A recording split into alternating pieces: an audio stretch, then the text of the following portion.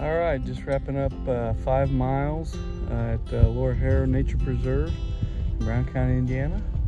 Got a little late start. That was work for you, but got done just. You can see it's just getting dark enough that I need a light. Just a couple tips if you've